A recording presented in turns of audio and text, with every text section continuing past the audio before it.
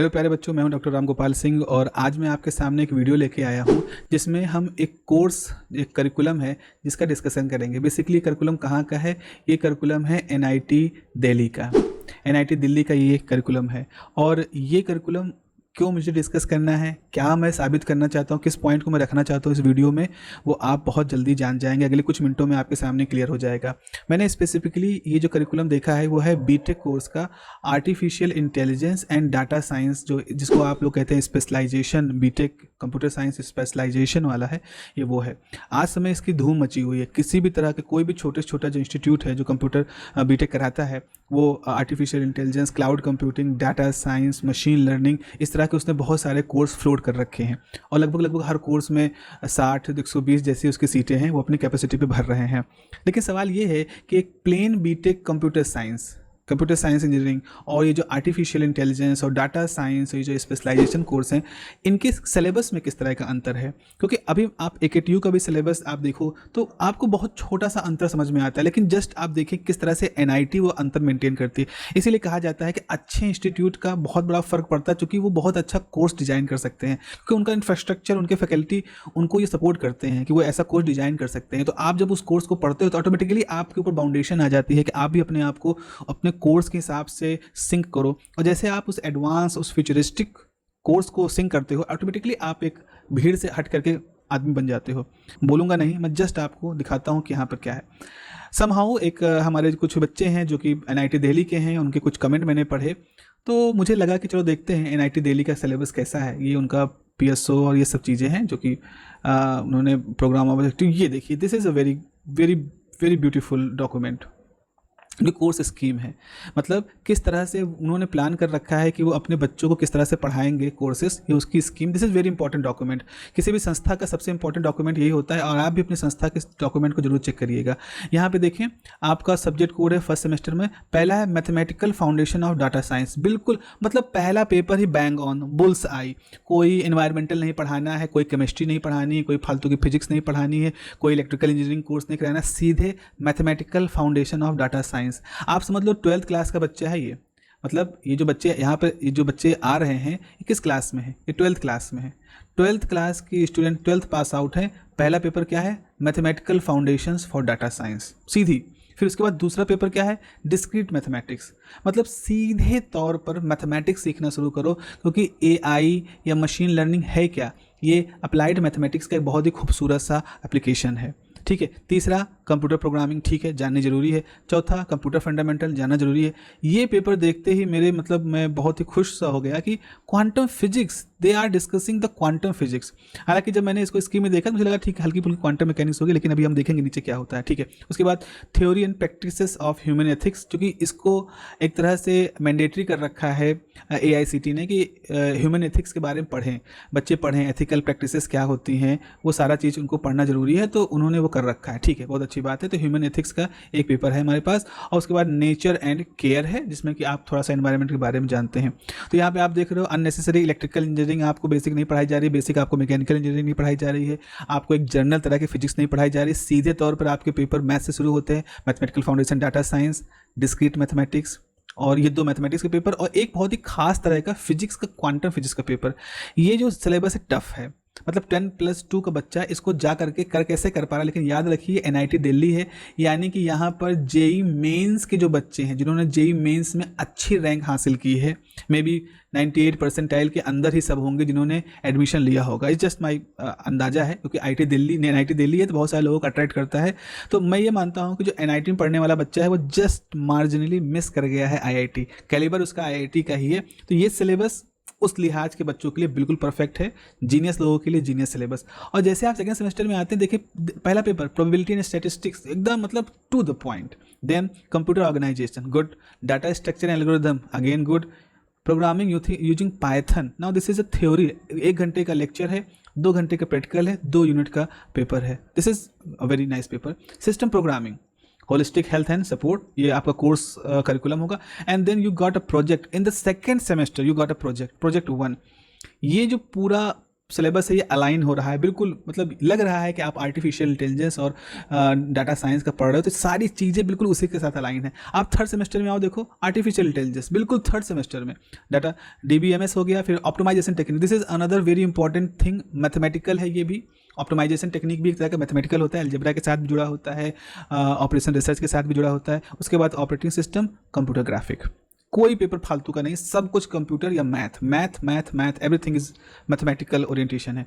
फिर आप data science के पास आते हो, फिर आप वेयर हाउसिंग पढ़ते हो, big data management another very focus subject, machine learning, लो शुरू हो गए फोर्थ सेमेस्टर पे मशीन लर्निंग। फिर theory of computation, a very tough paper you got in the fourth semester, because this is NIT बच्चों, NIT है ये, ऐसे नहीं है NIT दिल्ली का नाम है, मतलब बहुत अच्छे इंस्टीट्यूट है। फिर देखो फिफ्थ सेमेस्टर में neural network deep learning, good, natural language processing, NLP आप सीधे पढ़ रहे हो फिफ्थ सेमेस्टर में, cloud computing, image processing, computer vision, ये चारों पेपर एकदम सिंक हैं, अलाइन है बिल्कुल मशीन लर्निंग और AI वाले के हिसाब से।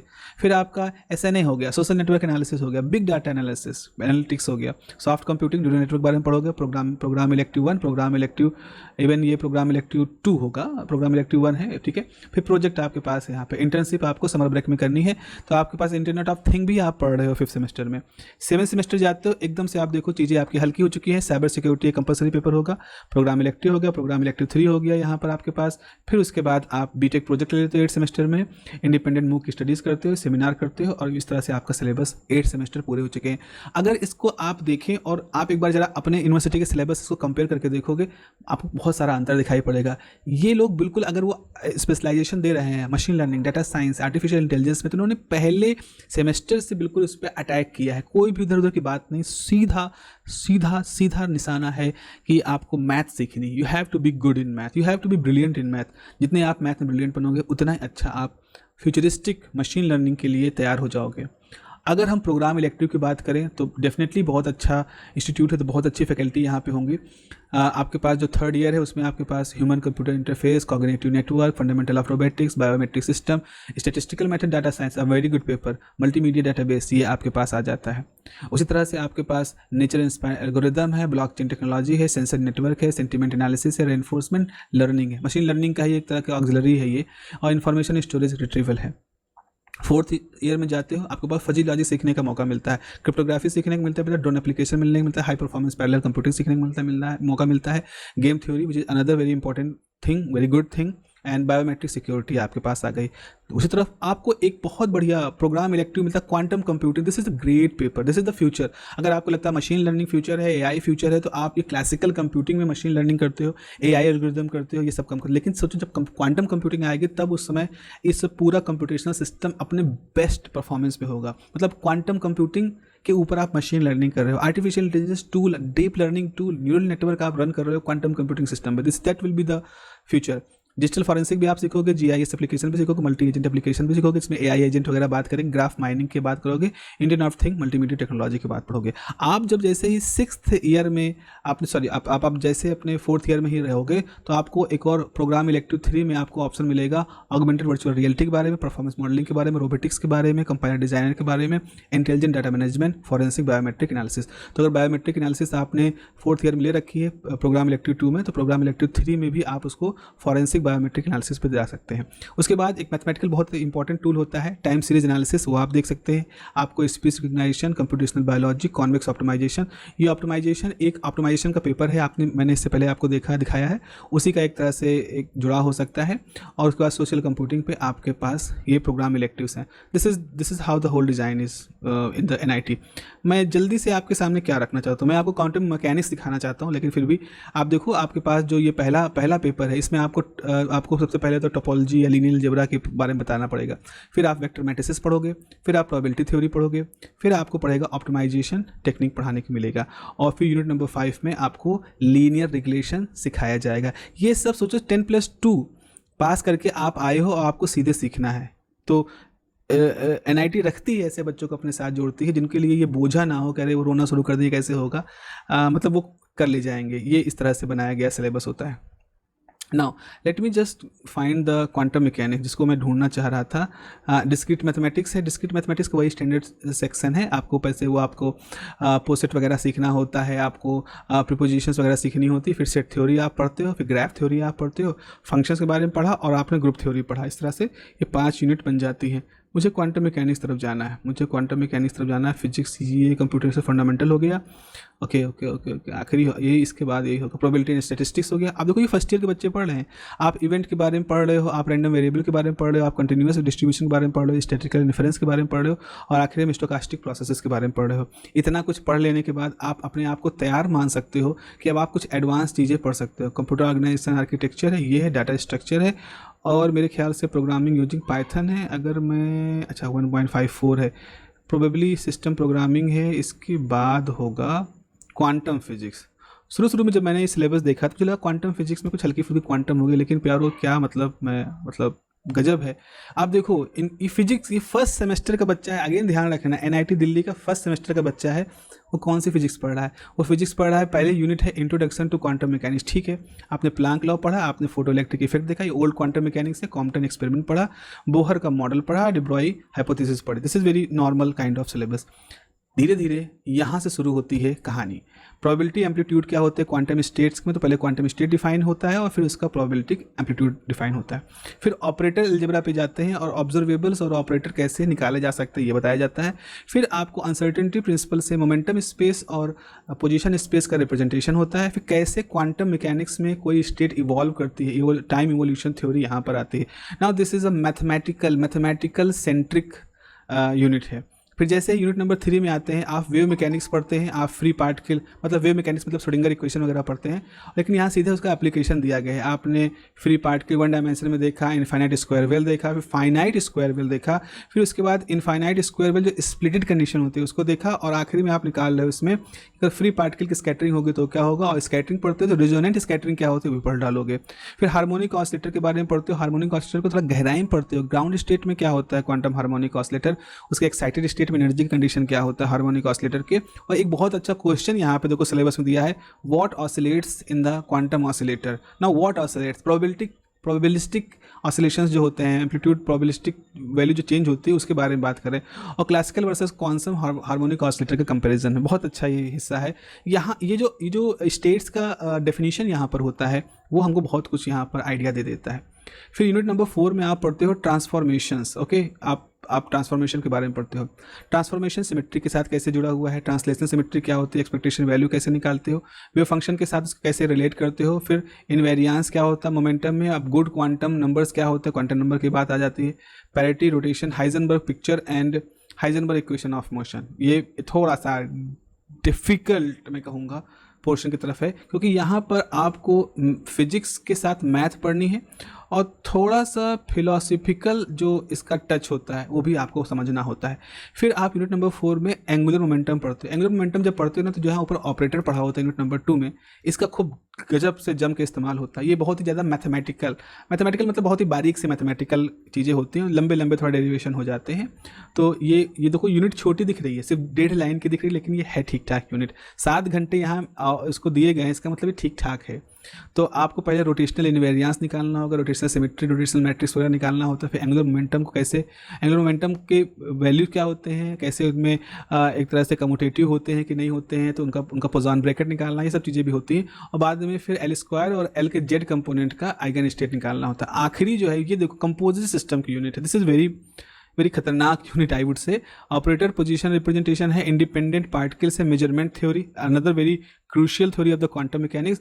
प्रोडक्ट स्टेट्स क्या होते हैं, इंटेग्रल स्टेट क्या होता है, और फिर ये इंटेगलमेंट ग्रोथ के बारे में, मतलब इंटेग्रल्ड स्टेट क्या होती है, इंटेगलमेंट कॉन्सेप्ट क्या होता है ना, how this entanglement changes, EPR paradox क्या होता है, और फिर एक्सपेरिमेंट और बेल इनइक्वलिटी कैसे इसके साथ जुड़ी होती है। तो दिस इज मतलब just mind blowing subject, I would से जस्ट माइंड ब्लोइंग सब्जेक्ट। मतलब किसी भी लिहाज से ये किसी भी आईआईटी के सिलेबस को बीट करता हुआ या मैच करता हुआ सिलेबस है। आईआईटी में इतना एक्सप्लेनेटरी अपने सिलेबस वो अपने वेबसाइट पे नहीं मेंशन करते हैं, लेकिन this is a very nice subject, I would say this is a very nice subject. और I would love to discuss this subject, और मुझे बहुत अच्छा लगेगा, मैं पूरी कोशिश करूँगा कि मैं इस सब्जेक्ट को अपने चैनल पर डिस्कस करूँ, जस्ट नॉट कि मेरे व्यूअर्स एनआईटी दिल्ली के हो जाएं या कुछ वैसा है, I just want to discuss this subject. This is very good subject because मुझे बहुत खुशी हुई कि किसी नेशनल रिप्यूट के इंस्टीट्यूट ने किस तरह से क्वांटम मैकेनिक्स या फिजिक्स के इस हार्ड कोर सब्जेक्ट को अपने अंदर इंक्लूड किया है। अदरवाइज़ क्या होता था, जो इंजीनियरिंग के फर्टिलिटी है वो क्या कहती है, वो फिजिक्स को एक कहते हैं अरे ये तो अप्लाइड साइंस है। अप्लाइड साइंस मतलब होता है कि उनके हिसाब से तो बहुत छोटा है, हम लोग तो कोर के हैं, कंप्यूटर साइंस कोर के लोग हैं, तो हमारे लिए सब फिजिक्स बेकार है, हम लोग सिर्फ प्रोग्रामिंग और ये सब करने। सिनेरियो चेंज हो रहा है, सिनेरियो चेंज हो रहा है। और यकीन मानो ये जो आप क्वांटम मैकेनिक्स पढ़ रहे हो, ये धीरे धीरे क्वांटम कंप्यूटिंग की तरफ एनआईटी दिल्ली का बढ़ाया हुआ कदम है। और यहाँ पर तो अब ये जो सिलेबस है ये मैंने पढ़ाया है। मैंने एमएससी फिजिक्स के बच्चों को मैंने पढ़ाया है, मैंने अपनी यूनिवर्सिटी में बीएससी ऑनर्स के बच्चों को पढ़ाया। Now why I am so excited about this subject, because आप एमएससी आप बीएससी नहीं पास हो, आपके पास उतनी मैथमेटिक्स नहीं है, आप सिर्फ 12th पास हो। और 12th पास भले आपने आईआईटी की तैयारी की हो, लेकिन आपने ग्रुप थ्योरी नहीं पढ़ी, ठीक है। आपने एक तरह से मैं कहूँगा कि आपने उतनी ज़्यादा डिफरेंशियल इक्वेशन नहीं सॉल्व की, आपने differential equation with constant coefficient जिस तरह से बीएससी पढ़ाया था उस तरह से नहीं सॉल्व किया है। आपने जेई की मैथमेटिक्स करी होगी, लेकिन जेई की मैथमेटिक्स वो नहीं है जो कि इस जगहों पे सीधे तौर पे अप्लाई होती है। वहाँ आप सीरीज सोल्यूशन ये सब पढ़ते हो तो जेई के पर्सपेक्टिव से इंपॉर्टेंट है। लेकिन यहाँ पे आप सिर्फ 12th पास अगर मैं आपको लूँ, लेकिन इतना तो पक्का है कि आप बहुत ज़्यादा मेहनत करने वाले लोग हो, जल्दी सीखने वाले लोग हो, तो जो ज़रूरी मैथमेटिक्स है वो आपको यहाँ पे मिल जाएगा। तो why I am so excited कि कैसे इसको करा जाएगा, कैसे लोग करेंगे, कैसे ये आपके लिए एज ए स्टूडेंट तो चैलेंजिंग है ही है, प्रोफेसर के लिए भी बहुत चैलेंजिंग है, जो प्रोफेसर इसको पढ़ाएंगे। ये मैं सोच ही रहा था जब से मैंने सिलेबस देखा है, वो दिमाग में स्टिक हो गया कैसे इसको किया जा सकता हो, कैसे लोग करेंगे। Although I am not in NIT, so मुझे कोई फ़र्क नहीं पड़ता है कि सिलेबस एनआईटी दिल्ली कैसा है, कोई जैसे मन चाहे वैसे करेगा। पर फिर भी जब ये देख करके एक स्टक किया, तभी एक दिन मैं परसों नरसों की बात है, हम ये इसकी किताबों की लिस्ट देख रहे थे और इस किताब की लिस्ट में एक नाम जैसे ही देखा, मतलब मुझे काफ़ी कुछ चीज़ें क्लियर हो गई। ये राम मूर्ति शंकर है।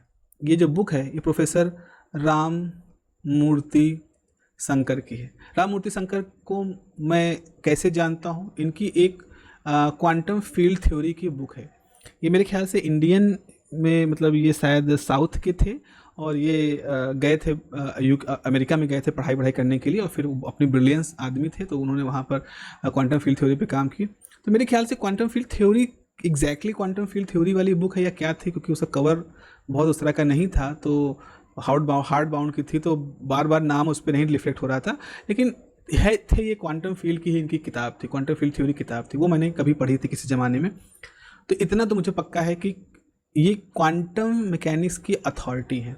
और जो इनकी किताब है प्रिंसिपल ऑफ क्वांटम मैकेनिक्स, अगर आप अपनी लाइब्रेरी में जाके देखो, लाइब्रेरी में अगर आपको किताब मिले, तो मुझे जहाँ तक याद है, अगर ये किताब मान लो 700 पन्ने की मान ले किताब है, तो इन्होंने करीब 270 पन्ने, मैं 40% बात कर रहा हूँ, करीब 280 पन्ने इन्होंने केवल मैथमेटिक्स सिखाई है, लीनियर अलजेब्रा सिखाया है। मतलब क्वांटम मैकेनिक्स की किताब लिख रहे हैं 700 पन्ने की, तो उस किताब में 40% यानी कि 200-250 पन्ने केवल गणित को सिखा रहे हैं। ये बिल्कुल वही है जो शायद अब्राहम लिंकन का एक कोई सेइंग था कि अगर मुझे 4 घंटे का समय दिया जाए एक पेड़ को काटने के लिए, तो मैं 3.5 घंटे अपनी कुल्हाड़ी की धार को तेज़ करूँगा, क्योंकि एक बार अगर वो तेज़ हो जाए तो मुझे उस पेड़ को काटने में आधा घंटा भी नहीं लगेगा, अगर मेरे पास अच्छी धारदार कुल्हाड़ी है। अगर मेरी कुल्हाड़ी में धार नहीं है तो शायद मेरे दिन भर भी मेरे लिए कम पड़ जाए, मैं पेड़ नहीं काट पाऊंगा। बिल्कुल वैसा ही फिलॉसफी के साथ है कि 700 पेज की बुक में अगर आप 240 पेज पे खाली मैथमेटिक्स को डिस्कस कर रहे हो, उसके तमाम तरह के इंप्लीकेशंस को डिस्कस करो, उसके तमाम तरह केस को डेवलप करो, उसको विजुलाइजेशन के लेवल पे स्टूडेंट को समझाने की कोशिश करो, इसका मतलब आपका ओरिएंटेशन यही है और आप ये बिल्कुल सही रास्ते पे हैं कि गणित को मजबूत कर लो। क्वांटम मैकेनिक्स का पेड़ आप आधे घंटे में काट दोगे, कम से कम समझ तो जाओगे, समझना शुरू कर दोगे। तो फिर मुझे थोड़ा सा अंदाज़ा लगा कि प्रोफेसर्स किस अप्रोच को यहाँ पर अपना सकते हैं। Definitely professor R Shankar, Ramamurthy Shankar की ही अप्रोच को अपनाया जाएगा। अगर वो है तो उसको भी उसी अप्रोच से हम भी जाएंगे। फैमिली लेक्चर की जो किताब है, फैमिली लेक्चर सीरीज़ अच्छी है, इंट्यूशन के लिए है, टीचर्स के लिए लिखी गई। मैं तो नहीं कहूँगा कि स्टूडेंट के लिए लिखी गई, कोई एडवांस स्टूडेंट है उनके लिए ठीक है, बट फैमिली लेक्चर है। और ये वॉल्यूम 3 है, अगर इसमें लिखा नहीं गया, ये वॉल्यूम 3 है। वॉल्यूम 3 में उन्होंने क्वांटम मैकेनिक्स डेवलप की है। और नंबर 1 पे कौन सी किताब है? आर्थर बाइजर, तो एक जर्नल से किताब है ये आपको बिल्कुल जर्नल से मोटा मोटा कहानियाँ क्या थी, स्टोरी क्या है क्वांटम मैकेनिक्स की। उसमें शुरुआत के जो यूनिट नंबर 1 है, यूनिट नंबर 1 को ये आर्थर बाइजर काफ़ी अच्छी तरह से डील करती है। यूनिट नंबर 2 को भी ठीक ठाक डील कर देती है, लेकिन जैसे ही आप आगे बढ़ते हैं तो फिर अल्टीमेटली आपको राममूर्ति शंकर पे आना पड़ता है। एक बहुत ही फेमस किताब है, बड़ी पॉपुलर किताब है डेविड ग्रिफिथ की। डेविड ग्रिफिथ की जो इलेक्ट्रोडायनेमिक्स किताब है उसका तो मैं फ़ैन हूँ, but I am not fan of this quantum mechanics. हालांकि ऐसा नहीं, ख़राब है, ग्रेट आदमी है वो, तो कहते नहीं है कि बैठा हुआ ऊँट भी गधे से ऊँचा होता है। तो ग्रिफिथ साहब की बुक अगर मैं पसंद नहीं करता तो इसका मतलब नहीं है कि वो किताब अच्छी नहीं है, मतलब मेरे साथ कोई प्रॉब्लम है जो मुझे ही समझ नहीं आती। मुझे राममूर्ति शंकर की अप्रोच ज़्यादा अच्छी लगती है। अप्रोच वाइज मुझे राममूर्ति शंकर प्रेफर मैं करूँगा as compare to the Griffith. Although all are the great mind, all the books are very super.